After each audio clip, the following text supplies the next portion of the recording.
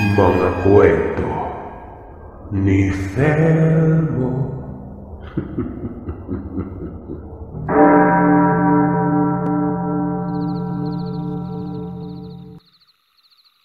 Magandang araw, Sir Seth. Ako nga po pala si Justine, o mas kilala sa tawag na Tin. Isa akong mag-aaral ngayon sa lungsod ng Surigao del Sur. Criminology student. Isa din ako sa mga tagapakinig ninyo at tagapagsubaybay. Sa katunayan, ginagawa ko po itong libangan kapag wala akong ginagawa. Habang nagkakape, nakikinig na rin sa mga kwento na ibinabahagi sa inyo. Ang kwentong ibabahagi ko sa inyo ngayon ay ang sarili kong karanasan. Bata pa ako noon. Batang-bata na hindi ko maintindihan kung bakit sa edad na yun matalas na ang aking kapasidad na makapag-isip ng mga bagay na para bang nasa saktong pag-iisip na. Yung tipong alam mo at naiintindihan mo yung mga nangyari sa'yo. Noong mga panahong yun kasi, nasa Zamboanga nagtatrabaho ang aking ina. Yung tatay ko naman po ay puro bisyo lamang yung inaatupag at hindi iniisip yung obligasyon bilang ama noon. Umabot na rin sa punto na yung nanay ko ay naging tatay na rin namin dahil halos buong buhay, yung nanay ko na yung kumakayod para lamang mabuhay kami. Sa mga panahong din yun ay lagi pong sinasaktan ng tatay ko si mama. At sa mga panahong din yun, di ko maipaliwanag na kahit nasa ganong edad pa lamang ako ramdam ko na yung sakit, pagod at kawalan ng pag-asa na nararamdaman ng aming ina. Kaya siguro, dun ko na rin masasabing maaga akong namulat sa realidad. Dalawa po kaming magkapatid. Ako yung bunso. Noong mga panahong yun pansamantalang pinakupkup kami ni mama sa nakakatanda niyang kapatid na ang pangalan, Anisha. Lola po namin ito pero ang tawag po namin sa kanya ay nanay. O kaya naman nay. Bali ang ginagamit din po naming lingwahe noon ay Kamayo na may pagkabisaya na rin. Noong mga panahong yun, umalis ang aming ina para magtrabaho sa ibang lugar. Siyempre wala kami magawa kundi ang malungkot na lamang. Kinahaponan noon, pinapatulog ako ni nanay katabi yung ate ko at yung anak niyang si Ate Sharon. Bali ng mga oras kasi na yun nagpaalam itong ama. Bali si Tatay Newton po. Ama ang tawag namin sa kanya. Pupunta ito sa palengke para magbenta ng isda. Yun din po kasi ang hanap buhay ng aming tatay o ni Lolo. Kasintahan pa lamang sila ni Lola noon. Nakatulog na po silang lahat habang ako ay nagmumuni-muni para makatulog noon. Kumbaga, nililibang ko ang sarili ko para makatulog na. Habang nakahiga ako, may narinig ako na tumatakbo sa bahay namin. Yung para bang masaya yung mga ito na naglalaro habang nagtatakbuhan. Habang ako nun takang-taka. Gawa ng yung mga tao nga dun sa bahay, tulog na. Ako na lang yung gising. Napaisip ako noon na wala namang ibang bata sa bahay kundi ako at yung ate ko. At kung may tao man ay kakatok ang mga yon, tatawag pa. Habang pinapakiramdaman ko yung paligid, doon na rin sumagi sa isip ko na baka ito ay mga sinasabi nilang mga lamang lupa. Noong mga panahon din kasi na yon, bantog sa lugar namin ng mga nawawalang mga bata. Nasabi-sabi ay kinukuha umano ng mga engkanto. Yung lugar din kasi namin ng mga panahon na ito, nagsisitaasan pa yung mga puno. Pinapaligiran ng mga matataas na puno na yung parang lugar talaga ng mga engkanto. Habang naririnig ko yung tawa ng mga yon, napagtanto ko na at sa isip-isipan ko sabi ko, Boses lagi aron ng mga iso. Ang ibig sabihin, boses ng mga bata yon. Habang pinakiramdaman ko ang paligid ay dahan-dahan akong tumayo. Sinundan ko ang boses ng mga tawang yon. Habang dahan-dahang naglalakad, hanggang sa mapunta ako sa sulok ng bahay. Bodega ng aming tahanan. Laking gulat ko gawa ng una kong napansin agad ay yung matataas niya mga buhok. Mapuputlang balat. Yung tipong sobrang puti pero napakaputla nito. At yung mga tenga niya, mahaba rin. Habang minamasdan ko ito ay napansin ko rin kasing tangkad ko lamang ang mga ito. Na parabang kasing edad ko lamang ang mga yon. Habang tumatawa sila, unti-unti nilang binaling ang tingin nila sa akin noon. Nasa likod ako nila sa may hindi kalayuan. Konting-konti na lang ang lapit ko sa kanilang kinatatayuan. Doble ang kabang nararamdaman ko nun, Sir Seth. Yung tipong hindi na ako makahinga at makagalaw sa pwesto na aking kinatatayuan. At nang magkatitigan kami ng mga ito, yung mga mata nila, parang mga anghel nun. Hindi ko maipaliwanag gawa ng sobrang ganda nun. Pero bigla na lamang nanginig ang katawan ko nang makita ko ang kanilang ekspresyon. Unti-unting nagbago nun. Yung tipong yung kagandahan ng mata nila bigla na lang naglaho. Nakaramdam ako ng bigat. Galit na galit sila habang nakatitig nun. Yung bibig nila, alam mo yung tawa na nakakilabot. Halos simatay na ako nun, Sir Seth. Nagising na lamang ako na tinatawag ako ng ate ko. Si nanay naman ay ginagalaw ang katawan ko nun para magising lamang ako. Kinukurot-kurot pa nga ni Ate Sharon yung mukha ko para makaramdam ako ng sakit nun. Namalayan ko na lamang ang sarili. Nakatihaya. Nanghihina ang katawan. Nagtataka ako kung bakit si nanay, ate ko, Ate Sharon, nagsisihagulgulan ng iyak habang ako'y walang kamalay-malay doon. Sinubukan akong tanungin ni nanay na ang sabi, "Tin, ano bang nangyari sa'yo? May gumalaw ba sa'yo na hindi taga sa atin?"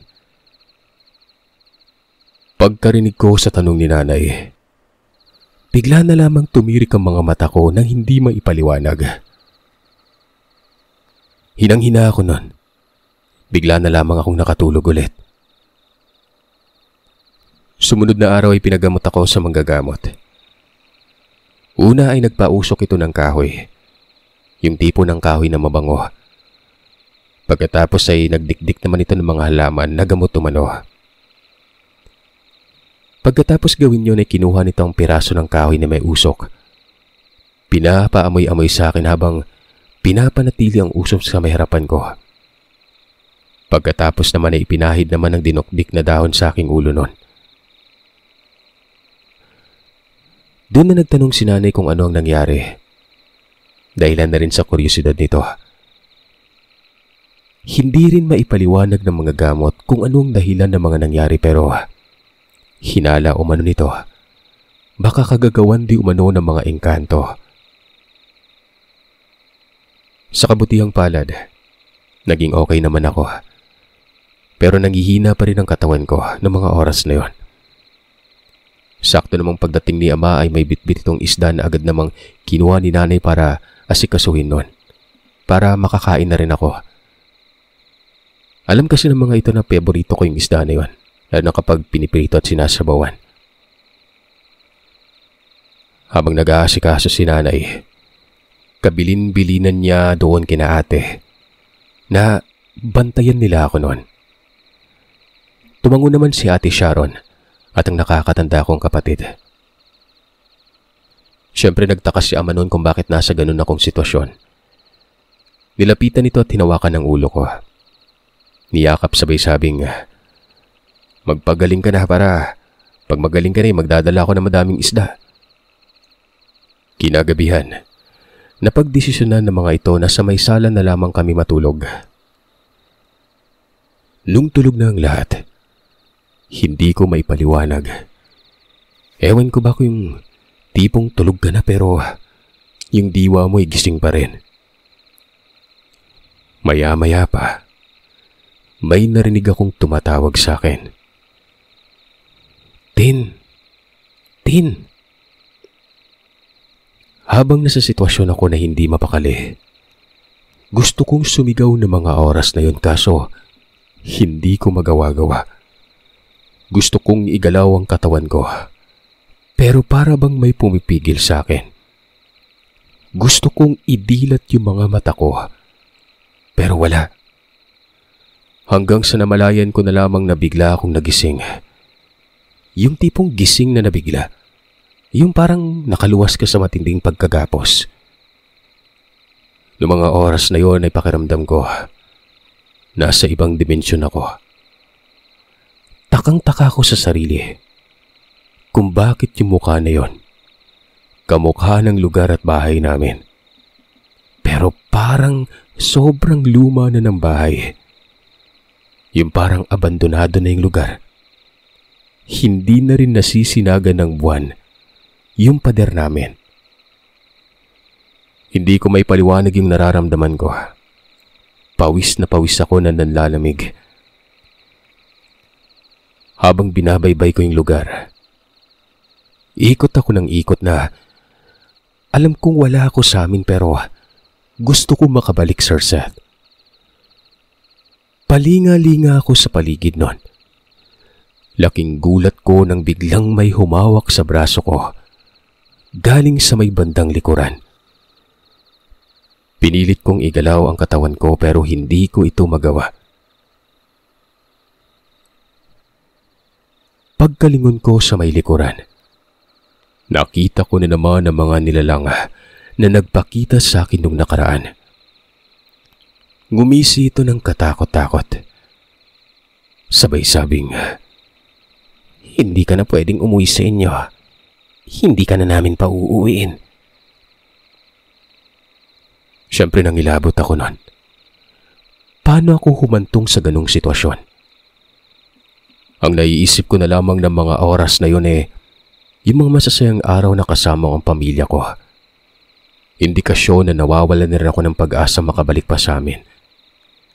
Habang tinatanggap sa sarili na hindi ko na sila makakapiling pa. Ipinikit ko ang mga mata ko.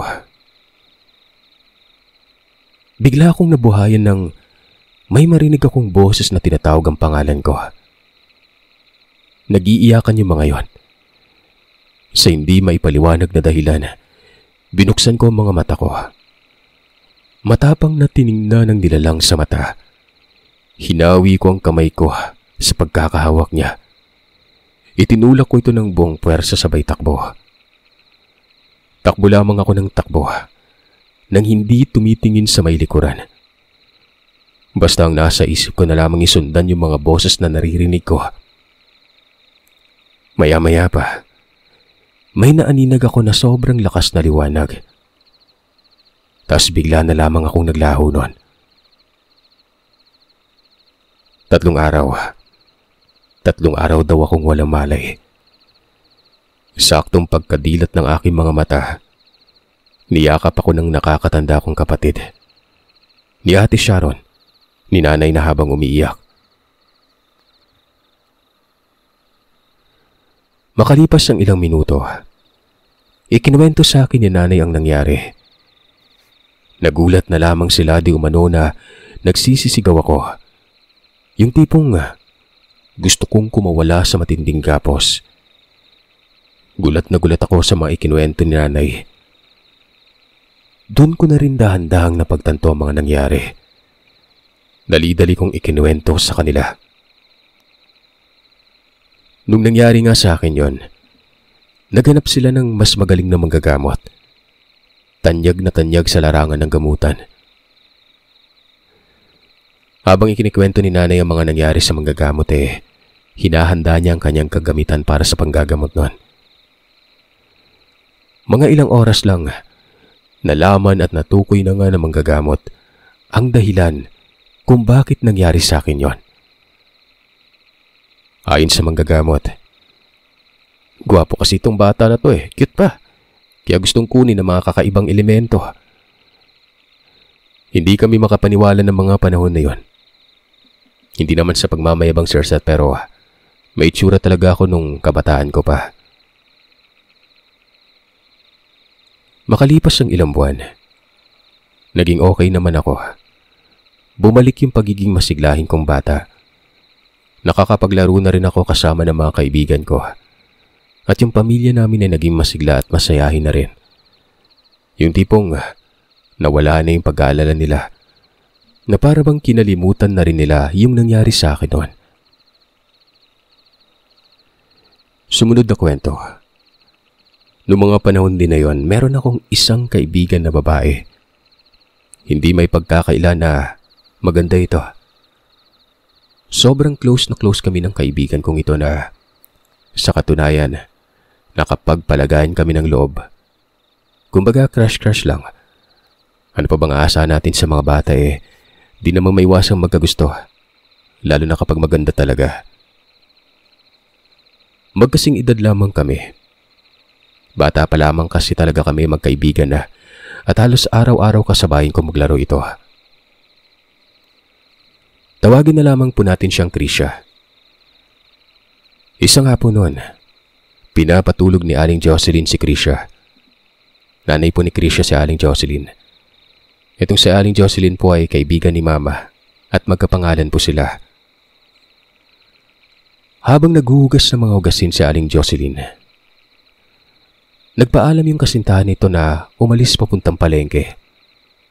Kasabay po yun ni Lolo sa palengke kapag pumupunta. Bali ay na nga. Nang makaalis ito, nagpatuloy si Aling Jocelyn sa paghugas ng plato. Maya-maya, nagulat ito nang marinig niya si Krisha na sumisigaw. Gulat na gulat si Aling Jocelyn. Pinagpapawisan ng dalaga. Mga oras na yun hindi naman gaano kainit ang panahon. Masarap pa ngayong hangin. Maliwalas yung paligid. Nang akmang pupunasan ni Aling Jocelyn si Krisha, lalo itong nagulat. Naliligo si Krisha ng pawis pero sobrang lamig ng katawan nito. Putlang-putla pa. Tarantang-taranta si Aling Jocelyn. Hindi niya alam kung anong gagawin, kanino at kung saan hihingi ng tulong. Dahil ayaw niya rin namang iwan ng anak niya. Ilang minutong nakalipas ay hindi pa rin nagbabago ang sitwasyon ni Krisha. Hindi na kayanin ni Aling Jocelyn. Sumisigaw na ito. Narinig ito ng mga kapitbahay. Si Lola naman ay gusto nang puntahan si Aling Jocelyn para alamin ang sitwasyon nila. Kaso, hindi ako kayang iwan ito dahil sa nag-aalala rin ito. Dahil sa mga oras din na yon, pinagpapawisan at nanlalamig din umano ako habang natutulog. Takot na takot si nanay, siyempre. Baka maulit na naman yung nangyari sa akin Ito din kasing bahay namin at ni Aling Jocelyn. May kalayuan ng konti. Yung kapitbahay namin na sumaklolo kina Krisha, naganap ng manggagamot. Kinaumagahan, tinanong ni Aling Jocelyn kung ano ba nangyari kay Krisha. Habang si Krisha naman ay kahit takot na takot, ikinuwento pa rin niya sa kanyang ina. Maayos naman daw na nakatulog itong si Krisha. Ang ipinagtataka niya lang, bigla siyang nanaginip. Yung tipo ng panaginip na parang totoo umano ang pangyayari. Habang nakahiga raw siya, may tumatawag sa kanya sa kwarto. Nang puntahan niya ito, laking gulat niya nang makita niya kung bakit nasa kwarto nila umano ako. Nasa may higaan umano ako noon. Natutulog. Lilinawin ko, Sir Seth, nasa kwarto nila mismo. Doon ako nakita ni Krisha. Samantalang noong mga panahon na yon, si nanay nagbabantay sa akin dahil nga nanginginig ako at nilalamig, diba? Tapos pinagpapawisan. Maliban sa akin na nakahiga umano, may nakaupong nilalang na sobrang haba ng buhok. Putlang-putla ang balat habang hinihimas ang buhok ko. Bigla umano itong lumingon kay Krisha. At laking gulat ni Krisha nang umisi ito. Nakakatakot na pagngisi. Ngisi na para bang may halo umanong galit nun. Habang kinikwento ito ni Krisha sa kanyang ina, hindi naman mapigilan ni Aling Jocelyn na matakot. Dali-daling inalalayan si Krisha para pumunta sa bahay namin. Pagkarating sa bahay, doon ikinuwento lahat ni Aling Jocelyn. Siyempre nagulat din si nanay. Makalipas ang ilang oras, nagpaalam daw itong si Krisha na puntahan ako sa kwarto para kamustahin. Pumayag naman si nanay at Aling Jocelyn. Habang si Ate Sharon at ang nakakatanda kong kapatid ay binabantayan ako sa kwarto. Pagkapasok ni Krisha, hinimas-himas nito yung ulo ko. Laking gulat nila Ate Sharon nang bigla na lang hinimatay si Krisha. Tapos ako, nagsimula na namang magpawis. Nanlalamig na naman ang katawan ko noon. Sumigaw ang dalawang babae. Dali-daling pumunta sila Aling Jocelyn at nanay. Doon na nila nakita si Krisha. Nahihirapang huminga. Nakahiga. Nanlalamig din ito at pawis na pawis kagaya ko. Ako ay nagsimulang nagpumiglas na animoy sinasapian. Siyempre hindi sila mapakali. Hindi nila alam kung anong gagawin. Nagsisisigaw na rin sila dahilan na nagsilubasan na rin ang mga kapitbahay namin. Pumunta sila sa bahay. Habang sila nanay at Aling Jocelyn ay nagmamakaawa na tulungan kami noon. Mabuti na lang talaga at dumating yung mga kapitbahay namin, kaya nakisuyo si nanay na puntahan si Manong Pedro. Yung kilala at tanyag na manggagamot. Yung huling gumamot sa akin. Ilang oras ang lumipas, ayun nga't dumating si Manong Pedro. Pagpasok nito sa bahay, naghanda agad ito ng mga kailangan niyang gagamitin para sa panggagamot. Sa kabutihang palad, nagamot naman kami ng maayos ni Krisha. Kinaumagahan noon, sa tinagal-tagal ng oras na gamutan ni Manong Pedro sa amin, doon niya napagtanto na kaya ganon yung nangyari kay Krisha. Nagsiselos umano ang mga babaeng engkanto dahil malapit daw itong si Krisha sa akin. Kumbaga nalaman ng mga ito na nagkakapalagayang loob kami ni Krisha. Kaya galit na galit ang mga yon. Inabot ito ng buong araw, yung panggagamot. Kinaumagahan ay nagpaalam na rin si Manong Pedro. Nagbilin na huwag mag-alala dahil nagawa niya na raw ang nararapat at hindi na raw kami gagambalain pa ng mga nilalang. Nang magising si Krisha, ikinuwento niya yung mga nangyari sa kanya. May mga nilalang umano na kasing tangkad niya. Mahaba ang buhok, maputla ang balat. Galit na galit umano sa kanya. Para daw gusto siyang pagbayarin, kahit hindi niya alam kung anong dahilan. Mangiyak-ngiyak si Krisha habang ikinikwento yon. Ilang araw lumipas ay pinuntahan ko si Krisha sa bahay nila. Nalaman ko kasing aalis na ito. Nalungkot ako. Tumakbo ako sa bahay nila. Hindi na rin ako napigilan ni nanay dahil alam nitong malapit talaga ako kay Krisha noon. Nang makarating ako sa bahay nila Krisha, Bumungad naman si Aling Jocelyn sa akin sabay sabing, "Pasok ka lang, Tin. Nandun sa loob si Krisha." Bumungad naman sa akin yung mga gamit nila Aling Jocelyn na nakaayos na. Hindi ko mapigilang malungkot at mapaluha. Napahinto na lamang ako. Nakita naman ako ni Krisha nun. Napayakap ito sa akin habang naiyak. "Kung saan ka man mapunta at kung ano man yung mga pangarap sa buhay, mag-iingat ka palagi ah. Ipagpatuloy mo lang yung kung ano yung pangarap mo." Sumagot naman ito na kung papala rin na magkita kami. At kung hindi na, hindi niya umano ko makakalimutan. Dumaan ang ilang araw. Umalis na sila Krisha.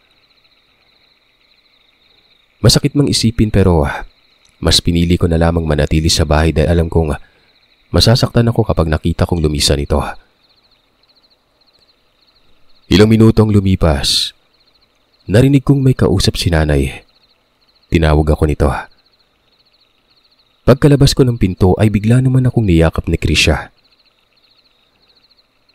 Nagpaalam ito ng maayos sa amin, Sir Seth. Makaraan ng ilang araw, napagdesisyonan na rin ng mama ko at ni nanay na umuwi na muna kami ng Harip, Surigao del Sur. Nung araw na napagdesisyonan ng mga magulang ko na lisanin ang Zamboanga City, saktong kinagabihan nun, napanaginipan ko yung mga engkanto. Sa panaginip ko, humihingi sila ng kapatawaran. Ang sabi ng mga ito ay, "Patawarin mo kami sa aming nagawa. Nagawa lang namin yun dahil gusto ka namin. Gusto namin na mapunta ka sa amin." Kinabukasan, nang magising ako, hindi ko nalang pinansin kung ano yung napanaginipan ko. Nalilito ako noon kung ba't na lamang nangyari ang lahat ng yon. Oras ng pag-alis namin sa bahay. Habang binabagtas namin ang daanan, napalingon naman ako sa bahay namin habang iniisip na namimiss ko masasayang alaala na naiwan naming magpamilya sa tahanan na yon. Nang sa hindi kalayuan, malapit sa pinto ng bahay, nakita ko yung babaeng engkanto. Malungkot ang mukha ng mga ito. Nang mapansin nila na nakatingin ako sa kanila, ngumisi sila habang nagpapaalam. Ewan ko ba kung bakit kahit sa naranasan ko sa kanila noon, nakaramdam pa rin ako ng kalungkutan nang makita ko silang nagpapaalam. Magpasa hanggang ngayon, hindi ko pa rin makalimutan ng minsang nagkaroon ako ng mga ganong karanasan sa mga kababaihang engkanto.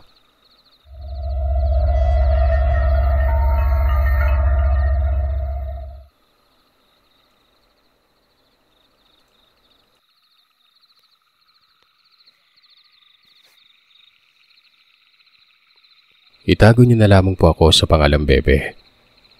Palayaw na mga magulang ko sa akin simula nung bata pa lamang ako. Nakikinig na po ako ng kwento niyo simula ng 2020.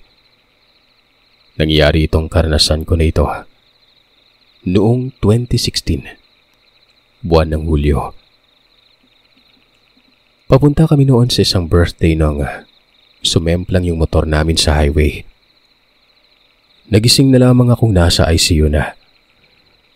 Pagkadilat ng mata ko, wala akong ibang nakikita kundi mga taong nakaputi. Lahat sila ay nakapalibot at nakatingin sa akin. Medyo blurred pa yung paningin ko noon kaya hindi ko maaninag ng maayos sa mga mukha nila. Sa provincial hospital po pala ako dinala. Tumagal ako doon na mahigit 3 araw. Alam niyo naman siguro kapag provincial hospital kadalasan, hindi talaga maayos ang serbisyo nila. Hindi ko naman sinasabi na lahat. Kumbaga, base sa sarili kong karanasan. Bali kailangan na po akong ilipat ng ospital gawa ng kulang po yung gamit nila. Napuruhan yung ulo ko sa aksidente. Ang mas malala yung binti ko. Nagdesisyon yung mga magulang ko na dalhin ako sa Iloilo para doon na lamang i-CT scan. Hindi rin nagtagal at ibinalik na ako sa Aklanon. Bali sa private hospital na ako inilagi. Papaliwanag ko lang po ang pwesto ng kwarto ko. Yung higaan ko ay nakadikit na halos sa may bintana. At pagkadungaw sa labas ay puro kakahuyan na. May daanan naman pero parang liblib na siya kung titingnan. Unang gabi nun, binangungot na kagad ako. Sa pagkakatanda ko ay parang hinahabol ako ng tumatalbog na bolang itim. Nang malapit na akong maabutan, bigla akong nagising. Pagkadilat ng mga mata ko, mukha agad ni nanay na nag-aalalang nakita ko nun. Kinamusta ako kung maayos ba ako nun. Kasabay noon ay nagkwento siya. Natutulog daw siya nang may parang bumubulong sa kanya na gisingin ako nun. Sinabi ko na ayun nga at binabangungot ako. Sumunod na gabi, nanaginip ulit ako. Nagising na lamang ako na nasa lugar kung nasaan napakadaming bulaklak. Bale, nasa daanan ako. Tapos yung tapat ng daanan na yon ay merong napakalaking gate. Sa labas ng gate ay merong malalaking puno na parang niyog pero yung mga bunga, kulay pula. Biglang bumukas yung gate at meron akong nakita na napakalaking tao. Kulay itim yon. Kulot ang buhok. Parang kapre, pero hindi mabaho. Kinausap ako nito. Hindi ko pa daw oras. Ihahatid niya raw ako pa uwi. Sabay buhat sa akin at lagay sa kanang balikat niya. Tandang-tanda ko pa yung dinaanan namin. Tumawid kami ng ilog. Napakalaking ilog. Alam ko yung lugar na yun na parang lugar namin sa probinsya. Yung pinagtataka ko lang, bakit doon ako hinatid sa lumang bahay namin? Kahit na nakatira na kami sa syudad ng Aklan ng mga panahon na yon. Makalipas ang ilang araw ay nanaginip na naman ako. Nagising ulit ako sa isang lugar na hawig nung pinupuntahan pa at dinadaanan namin dati sa probinsya. Sa pagkakataon naman na yon, hindi na maitim na malaking tao yung sumalubong sa akin. 5 tao, pero iba-iba yung mga bilang ng mata. Magkakaiba rin yung tangkad. Merong parang higante. Meron ding katamtaman lamang ang laki. At merong maliit na parang unano. Kinausap ako ng pinakamalaki sa kanila. Kagaya ng una, sinabihan din ulit ako nito na hindi ko pa daw oras. Ihahatid niya daw ako pa uwi nun. Binuhat din ako nito. Nilagay sa balikat niya. Habang nasa daan pa uwi ay kinakausap nila ako pero hindi ko na halos matandaan yung mga pinag-uusapan namin. Yung maliit sa kanilang 5, yung pinakamakulit at pilyo, kinakagat-kagat nito ang binti ko. Inaasar ako na kakainin daw ako nun. Sinuway ito nang nagbubuhat sa akin. Sa kanilang 5, yung maliit lang ang nagpakilala sa akin na tawagin na lamang nating Charlie. Kung gusto ko daw ng tulong ay pwede ko daw siyang tawagin. Banggitin ko lamang umano ang pangalan niya kung kailangan ko siya. Kagaya ng una, doon ulit ako hinatid sa lumang bahay namin sa may probinsya. Pagkatapos noon ay nagising na lamang ako na mataas na yung lagnat ko. Huling araw ko na noon sa ospital. Tumagal din ako doon ng halos magtatatlong buwan. Nung isasakay na ako sa ambulansya pa uwi sa bahay, may nakita akong nakapatong na isang taong maitim. Malapit sa kwarto kung saan ako nanggaling. Unang araw ko sa bahay nung pagkagaling ko pa lang ng ospital. Bali yung mga magulang ko ay may kanya-kanyang trabaho noon. Yung 2 kong kapatid ay nag-aaral. Halos lahat sila'y gabi na akong umuwi. Ibig sabihin, Ako lang mag-isa sa bahay halos buong araw noon. Hindi ko alam kung nagkataon lang pero halos gabi-gabi noon ay nawawalan ng kuryente sa bahay. Hindi pa ako noon halos makalakad kasi bagong tahi pa lamang ang mga sugat ko sa binti at may bali pa yon. Gabi na nang mawala ng ilaw. Nakaupo lamang ako sa kama ko nung maramdaman ko na parang hindi lamang ako yung naroroon sa kwarto. Wala talaga akong makita noon. Hindi ko alam kung matutuwa ako o matatakot kasi pagkabalik ng ilaw, nagulat na lamang ako nang merong mahigit sa 6 na pusa na nakahiga sa kama ko.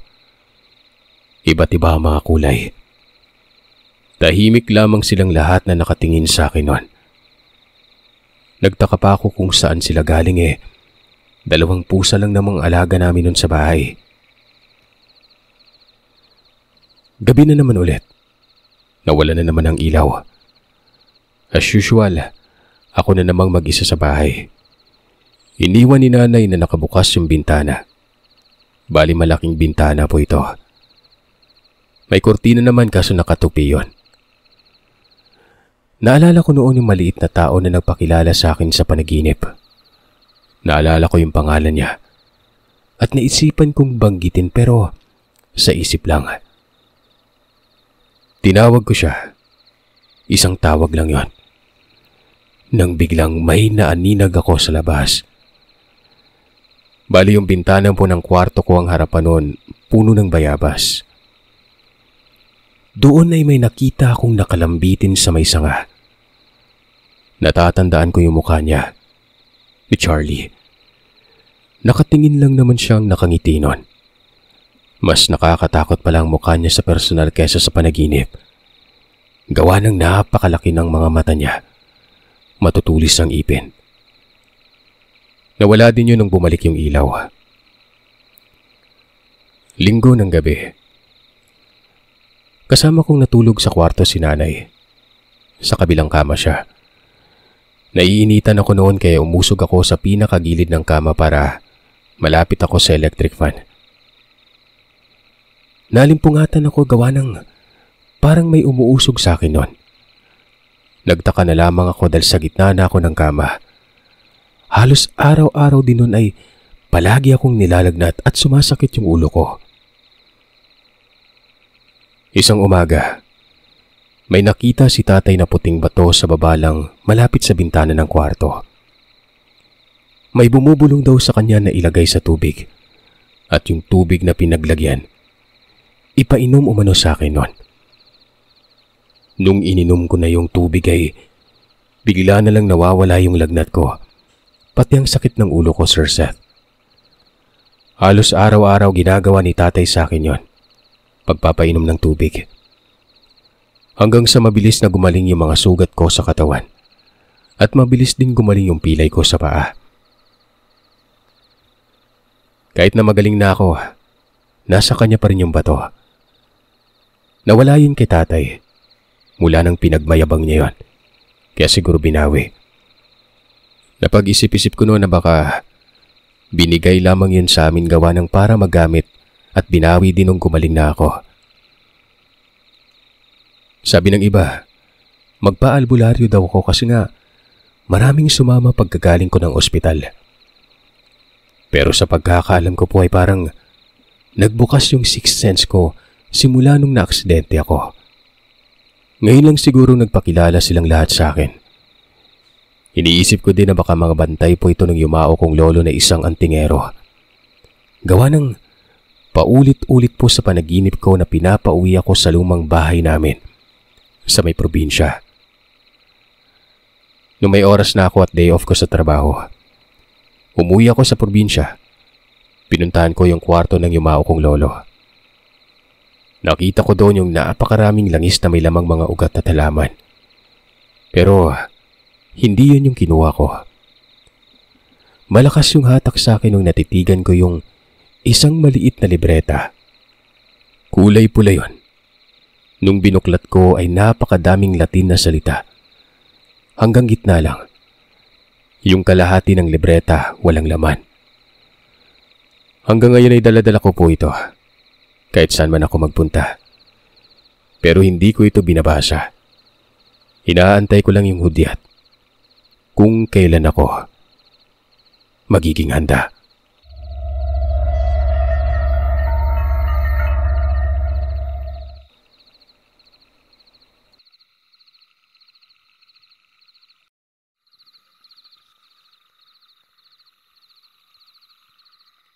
Maraming salamat mga kagiliw sa pakikinig. Madako naman tayo sa shoutout request. Mga gusto magpa-shoutout, i-message nyo lang po ako. Shoutout sa mga bago at nag-renew ng kanilang membership. Maraming salamat po sa mga bago sina Anco Studio, MJ Lagunay, Cherise Rotor, Nicole Garcia, Windy Legaspi, and Romel Marquez. Happy 1 month kay Freda Leopardas and Rhea Sales. Happy 2nd Shine Rodavlas and Queen Andy. Happy 3rd Stephanie P. Bareng and Maria Flores Lamban. Happy 5th Eve Bunny. Happy 8th Bakela Cafe. Happy 11th Rita Enriquez, Arthur Blas, and K Design. Happy 14th Crisette Riposo. Happy 16th Charmaine Espina. Happy 17th Vincent Calilong and Gemaline Custudio. Happy 19th Loris Putian. Happy 31st Alice Danoy, Jeff Cordeta, Luciana Amor. Happy 32nd pala Luciana Amor. Happy 34th Leticia Suzuki. Happy 35th Sturdy Builders. Happy 36th Micaela Pulmones. Happy 37th Andre. Happy 42nd ang aking Maris. Happy 45th Elaine Almera. Sa mga nag-message naman, shout out. Sir, pa-shoutout naman po ng pamilya ko sa Sibuyan, Romblon, Saruda family and Torres family. Eustaquio family, 4 years na po ako nakikinig sa inyo. From Zaliana Roda Torres Eustaquio. Thank you. Sir, pa-shoutout po, matagal muna po akong follower. Wala pa pong 10k subscriber mo, nakasubaybay na ako sa kwento mo. Nakasanayan ko na makinig sa mga kwento bago matulog. Hindi talaga ako nakatulog nang hindi nakikinig sa'yo. From Don Marino Casasola. Thank you. Sir, pa-shoutout from Cebu, from Sharel Damayo. From Chard Lisa Naloroj. Binaliktad mo lang pangalan mo, Chard Tasil Horolan, di ba? Sir, pa-shoutout naman po ako sa next upload from Davao de Oro. Gandang araw, sir. Pwede po bang pabati ang aking mga anak na sina Jo Marie, Marjorie at Jerin, Carl Andres. At sa aking mababait at mahal na mahal kong Mama Eileen at sisterette na si Alisa Gaila at Baby Bokyo, at sa aking pinakamamahal na si Jason Gaila Reyes. I love you so much, bebe ko, and God bless po, sir, sa programa niyo at more powers from Ison Joy. Sana all, my bebe. Good morning, sir. Isa po sa mga silent teaser mo. Kagaya po ng nakaraang taon, gusto ko po sana magpabati sa inyo sa darating ng kaarawan ko, December 19. Advance happy birthday. Lagi ako nakikinig sa mga kwento nyo kahit nasa trabaho gamit ang bagong site na natagpuan ko na mapapakinggan ko ng tuloy-tuloy. Shoutout po sa asawa ko na si Abigail Magparangalan at mga anak namin si Christine, Hannah, Gabriel at Kian from JR Magparangalan. Pa-shoutout po kay Emilan Bayona na Yanggaw mo, sir, set. Laging tandaan na mahal umano. Na mahal kita, loves, from Larry Francisco Baseco. Sir, pa-shoutout po. Hinahanap ko po kayo sa YouTube pero wala kayong new upload doon. Araw-araw tayo nag-upload, ha? Pa-shoutout po sa family ko, John Statu, Adrian John, Ninya Hart, and Kiefer Cyrus. Thank you po from Cindy. Hello po, sir. Miss ko magpa-shoutout. Lagi ako naabang sa upload mo. Gabi-gabi nakasama ko sa routine namin na kinahiligan namin. Pabati po mag-iina ako dito sa Ocampo. Salamat from Lex Priones. Sir, isang mapagpalang araw sa inyo. Followers niyo po ako sa YouTube, sa FB ngayon lang po. Next video naman po, pakigreet naman ng family Gallardo sa Navota City, especially sa mahal kong asawa na si Barbie Ann Cinco Liagas at kaisa-isahang anak ko na si Han Nico Gallardo. Bali sila po ang aking mga nayanggaw sa kakapakinig ko sa mga kwento nyo, lalo na patungkol sa mga aswang. More power po, Sir Seth, and promise hindi ako magsasawa makinig sa susunod pang kwento. Thank you, sir. From Francis Ganabi Gallardo. Last but not the least, pinapa-shoutout ko yung dalawang poging bossing ko dito sa California na nakikinig din, si Boss CJ at sa aking visor na si Bisor Paul, na sana ay wag nang magalit sa kaka-call in sick ko. From Cairo, Sarangkin. Ayun mga kagiliw, maraming salamat sa inyo. Happy weekend po. Maraming salamat.